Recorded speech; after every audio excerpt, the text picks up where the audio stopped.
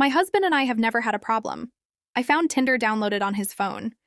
It was completely by accident, of course. I borrowed his phone to try and look up who the Nuggets were playing when a notification popped up on his phone. A message from a woman named Becky. I mean, even her name sounded slutty, so I'm sure he wasn't talking to her just for the pleasure of her conversation. Later that night, after my husband went to sleep, I borrowed his phone and took it to the bathroom. Thank God his passcode was predictable, his birthday. I was able to get right in. I pored over their messages to try and figure out what I was doing wrong. I mean, I do everything for my husband. I clean the house daily, I shop our groceries, we make love, at least 3 times a week. I racked my brain trying to figure out what Becky gave my husband that I didn't already. The answer made me sick.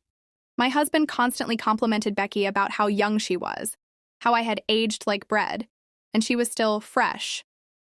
The realization made me dry heave into the toilet. It didn't matter what I did, I could never turn back the clock. I could never be young enough to win over my husband again. I decided then and there to take matters into my own hands. I sent Becky a late-night message, which she responded to immediately, because of course she did. Then I deleted the messages, put my husband's phone back, and went to work. "Hey, hubby, where are you going?" I asked. "I thought we were going to watch the game together tonight." "I'm going to go hang out at the bar with the boys." "Can I come with you?" "Sorry, hun, but it wouldn't be a boys' night at the bar if we all brought the wives along." He gave me a hug and a kiss on the forehead, that lying son of a bitch. "I'll be back in time to watch the second half, don't worry." "Okay," I said, "I'll be waiting patiently for your return." My husband left and I waited for him to return, but he didn't. Eventually, though, he called. "Hello? Hun, there's been some terrible misunderstanding." My husband was sobbing in between words. "What's wrong?" "Becky, she's missing. The police were waiting for me at her apartment. They think I had something to do with it."